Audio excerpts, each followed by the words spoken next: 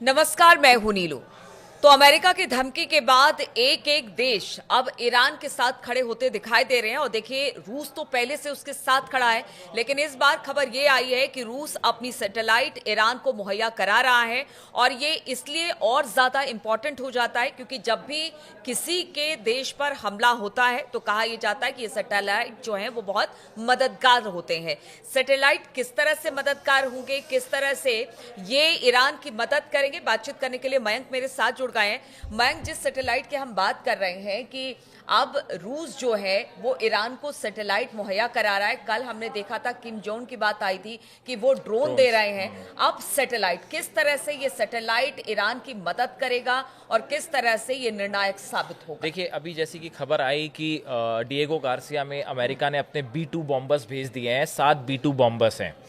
अब ये देखिए, ये स्टेल्थ टेक्नोलॉजी है। B2 बॉम्बर्स की एक खास बात हम आपको बताएं कि इसको कोई भी रडार कैच नहीं कर सकता, क्योंकि ये जो B2 बॉम्बर्स होते हैं ये जिस मटेरियल से बनते हैं वो एंटी रडार मटेरियल होता है, मतलब उसको रडार कैच नहीं कर सकते। लेकिन एक बड़ी बात है गौर करने वाली, बहुत सारे एक्सपर्ट्स का कहना ऐसा है कि जो सैटेलाइट होता है वो B2 बॉम्बर्स के मूवमेंट को पता कर लेता है। और अब ये खबर आई है, कई सोशल मीडिया में इस तरह की खबर है, एक्सपर्ट्स ये मान के चल रहे हैं कि रूस ने अपने सैटेलाइट्स डिएगो गार्सिया के ऊपर जो हैं लोकेट किए हुए हैं। अच्छा। ताकि अगर किसी भी तरह का मूवमेंट डिएगो गार्सिया में होता है तो उसकी जानकारी फौरन ईरान को दी जाए। देखिए, रडार तो अमेरिका के B2 बॉम्बर्स नहीं पकड़ सकते, लेकिन रूस के जो सैटेलाइट्स हैं, ऐसा माना जा रहा है कि वो उनका प्लेसमेंट रूस ने ऐसे करा है ताकि ईरान की मदद हो सके। देखिए, करीब 4800 किलोमीटर की दूरी है डिएगो गार्सिया से ईरान की। अगर B2 बॉम्बर्स को ट्रेवल करना है तो 4800 किलोमीटर ट्रेवल करके ही अटैक हो पाएगा, जो बार बार ट्रंप धमकी दे रहे हैं। अब ऐसे में अगर किसी भी तरह के सैटेलाइट मूवमेंट से ईरान को ये जानकारी मिल जाती है कि भाई डिएगो गार्सिया से अमेरिका के प्लेन टेक ऑफ हुए हैं या वहां से फाइटर प्लेन, देखिए F-16 तो तुरंत पकड़ में आ जाएगा। अगर F-16 का कोई भी मूवमेंट हो रहा है आसपास से तो वो सैटेलाइट उसको ट्रैक कर लेंगे।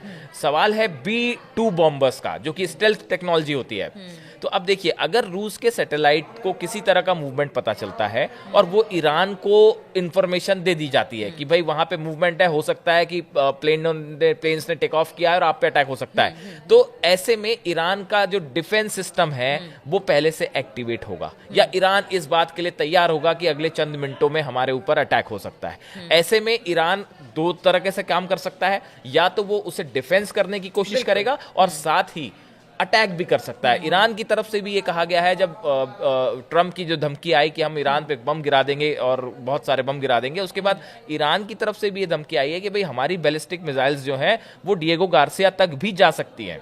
हालांकि उसका डिस्टेंस 4800 किलोमीटर है, लेकिन ये माना जा रहा है कि ईरान के पास रूस और चाइना और नॉर्थ कोरिया, इन तीनों की मिसाइल्स की स्ट्रेंथ है।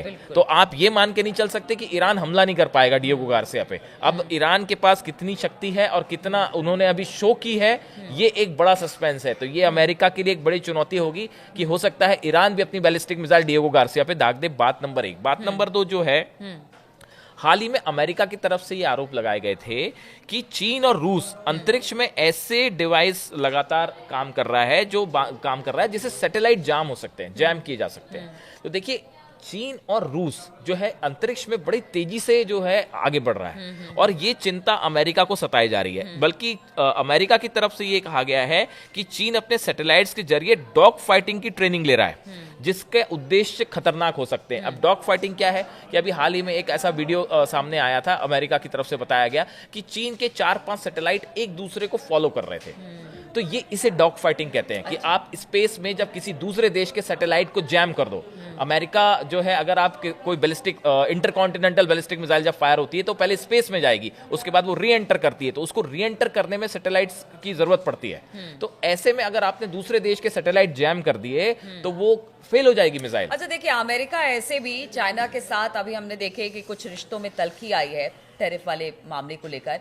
और रूस से भी ये सुना है कि बहुत कल परसों में थोड़ी सी तल्खी रूस के साथ और पुतिन के साथ देखिए ये जो आप बात कह रहे हैं, इस पे हम अलग से चर्चा करेंगे कि ये जो दोस्ती ट्रंप की दिखाने की, ट्रंप ने जो पुतिन से दोस्ती दिखाने की कोशिश की, क्या वो ये उद्देश्य था कि ईरान को अलग थलग करने के लिए रूस इंटरफेयर ना करे ईरान पे हमले को लेकर? अगर अमेरिका हमला करता है तो कहीं रूस मदद को ना आ जाए, इसलिए तो कहीं अमेरिका ये नहीं चाह रहा था कि पुतिन के साथ पहले आप दोस्ती दिखा दे ताकि उनको न्यूट्रलाइज किया जाए। और तो अब क्या है कि देखिए अब जो स्थिति है उसमें बहुत सारी चीजें ऐसी हैं जो अब सामने आ रही हैं। एक तरफ ट्रंप का पुतिन को धमकी देना, उसके बाद जो है ईरान पर एकदम ऐसा लग रहा है कि कभी भी युद्ध छिड़ सकता है। इन हालात में रूस का किसी भी तरह का सैटेलाइट मदद ईरान के लिए बहुत बड़ी मदद साबित हो सकती है। देखिए रूस ने सोयूज रॉकेट से ईरान के 2 उपग्रहों को भी प्रक्षेपित किया था, और ये जो बता रहा है ये पिछले 2024 की बात है। ये तो देखिए ये रूस और ईरान के बीच स्पेस प्रोग्राम तो काफी समय से चल रहा है, और अब ऐसे में ये खबर है कि